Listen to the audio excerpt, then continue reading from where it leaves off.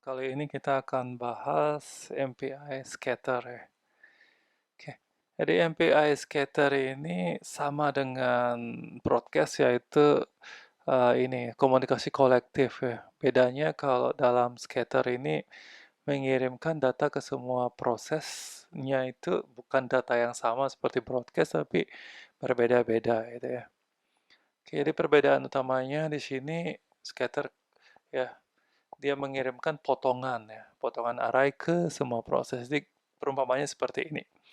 Jadi MPI broadcast dia kalau mengirimkan dari 0 ke 0, 1, 2, 3 itu merah semua gitu ya, sama ininya. Kalau mengirimkan array misalnya dari broadcast ya array seutuhnya itu yang dikirim gitu. Tapi kalau dalam scatter dia yang dikirim tuh harus array ya, harus array. Kalau nggak array nggak boleh ya, nggak boleh variabel tunggal. Ininya dia arraynya misalnya isi merah, hijau, biru, biru muda gitu. Ininya 4, ranknya juga 4, jadinya masing-masing dapat satu-satu gitu ya. Nggak semuanya, tapi satu-satu gitu. Jadi kalau bagi, otomatis dia membagi kerja gitu ya di sana ya.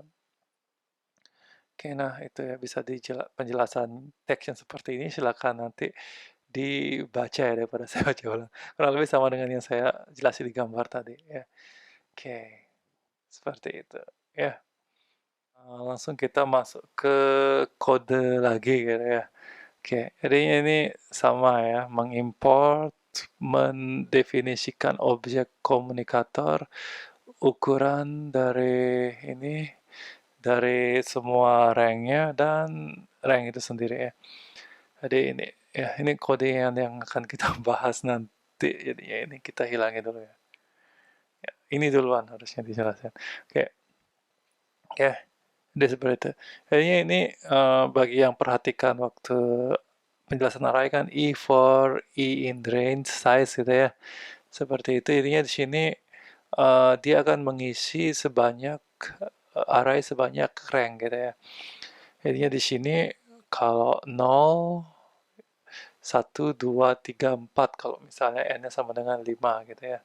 Seperti itu. Kalau 4 ya 0 sampai 3 ya.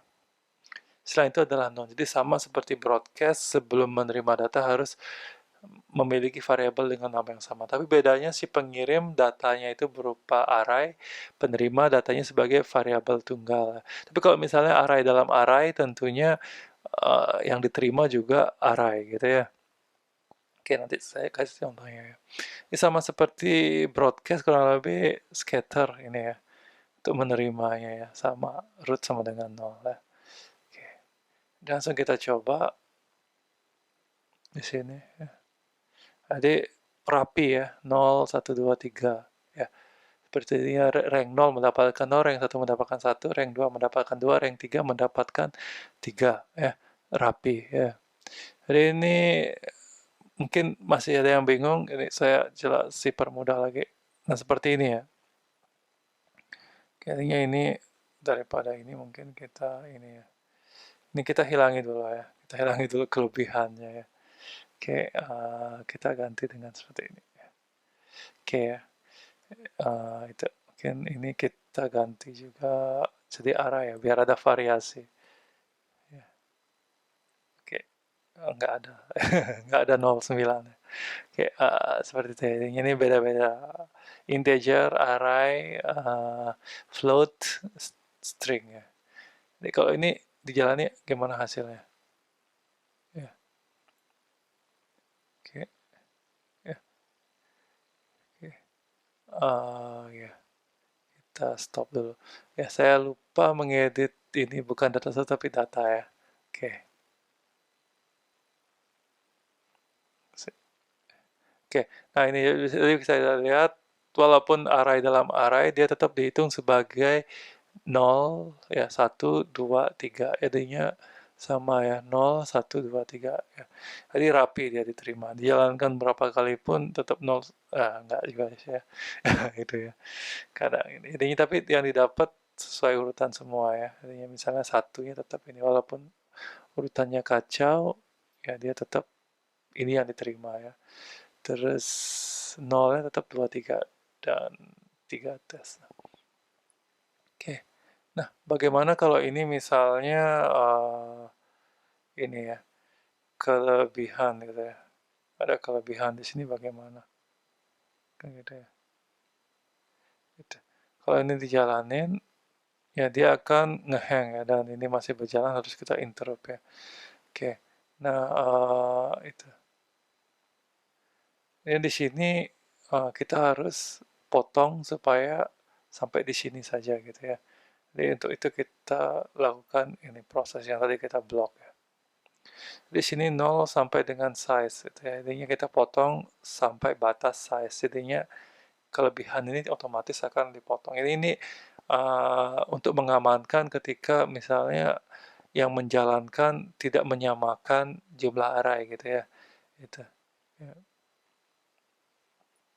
Jadi kalau ini dijalankan itu ya seperti ini ya.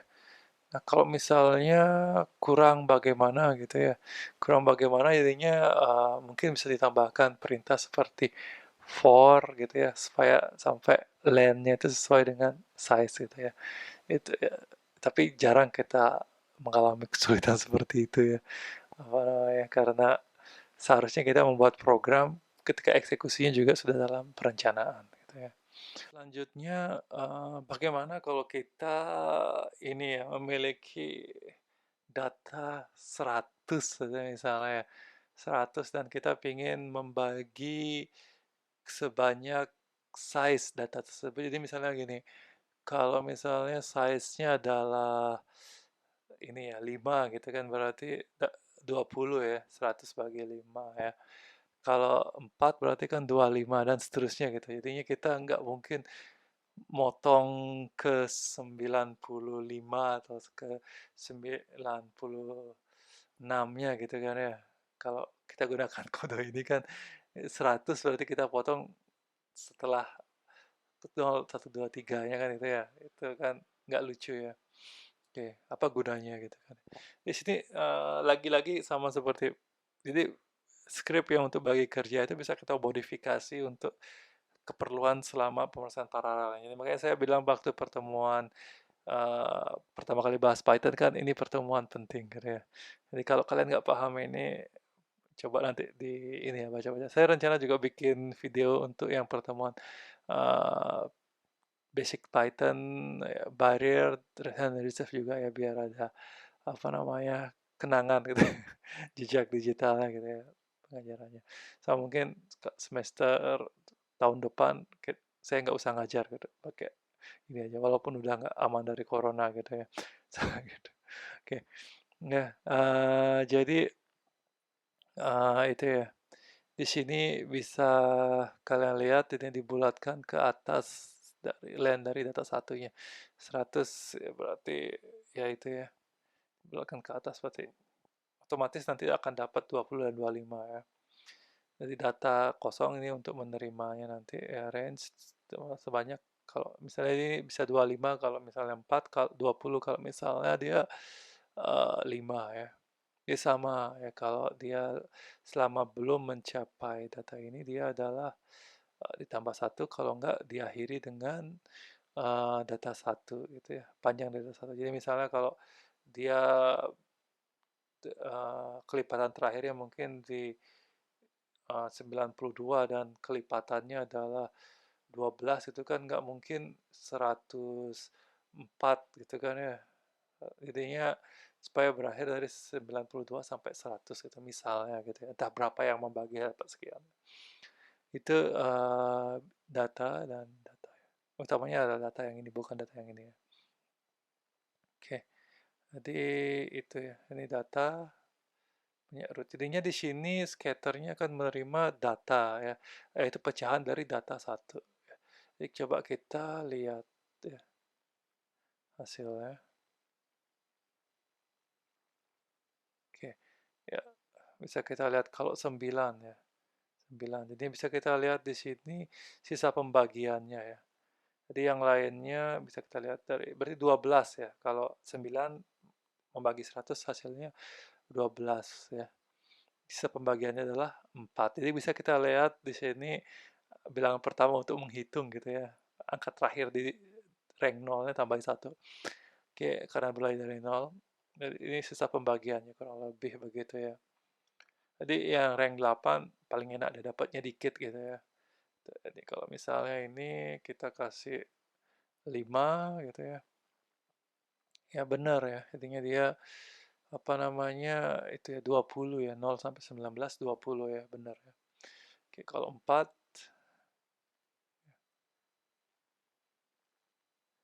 ya sampai 25 ya. Itu 24 ini 25 ya. Karena mulai dari nol. Ya.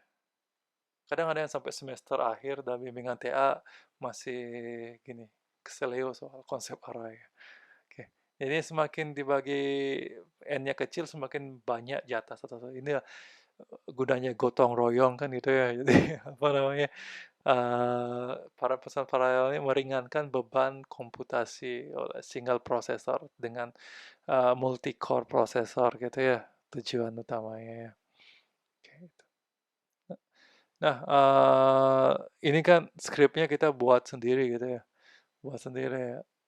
Sebenarnya ada untuk scatter ini ada skrip yang ini ya lebih simpel kalau kita menggunakan NumPy gitu ya. Apa itu NumPy? Itu adalah framework matrix daripada Python ya. Jadinya mungkin nanti penjelasan NumPy secara detail akan saya jelaskan setelah UTS ya. Itu intinya di sini apa namanya? Kita harus import NumPy-nya gitu ya. Oke. Jadi di sini kita harus menggunakan perintah NumPy supaya outputnya adalah NumPy array gitu ya. np.array gitu. Kalau misalnya mau mengubah list ke uh, NumPy array, ya jadinya beda ya. Array biasa dengan array NumPy beda. Kalau nanti kita lihat kalau NumPy nggak ada komanya gitu ya. Nggak ada komanya, jadi sama seperti MATLAB dia ya. MATLAB ini matrix itu kan kalau kita nulis matrix ini ya, tidak ada komanya gitu ya. Waktu SMA. Oke ya, intinya cukup pakai split dan mau dibagi berapa gitu ya. Size ini berarti tergantung gitu ya. Ini simple arrange 100 ini kurang lebih sama dengan ini ya. Sama dengan sorry, yang ini ya. Sama dengan range 100. Perintah pendek ini bisa kita buat sederhana yaitu arrange. Intinya jangan bukan arangi arrange ya. Aransemen bukan aransemen tapi arrange ya. Jadi sebuah jangkauan gitu ya. Oke. Jadi ini bisa kita coba jalankan ya. Jadi array split. Jadi jangan terkecoh nanti dengan np.split ya. Kalau np.split dia ada kekurangan yaitu kalau pembagiannya tidak equal, tidak mau menghitung sisa pembagian gitu ya. Ini kita coba dengan angka yang sama ya, 3. Ada sisa pembagiannya ya. Ya, bisa kita lihat rank 0 dari 0 sampai 33 sama ya. Sama ya, sama semua ya. Coba kita kasih 9 tadi, 9 menonjol sekali tadi pembagiannya ya. Oke. Bisa kita lihat, nah beda ya. Supaya bagi yang lupa kita bisa eksekusi lagi 9. Kalau ini kan sisa pembagian ya, 8. Ini bisa kita lihat di sini 11 ya, yang kedua sampai 22, yang ketiga sampai 44. Jadinya ada sedikit keganjilan, jadinya di sini split ini sebenarnya lebih baik gitu ya. Jadi jadinya otomatis membagi supaya bebannya hampir sama gitu ya. Beda dengan yang kita buat tadi gitu. Ini kan ini ya sama gitu. Yang di sana beda ya. Beda. Kalau ini kan semua kurang lebih mulai dari ininya rank 4 beda ya. Ini 48 yang mulai dari 45 beda. Ya, sepertinya berusaha dibagi seadil mungkin gitu ya sana ya.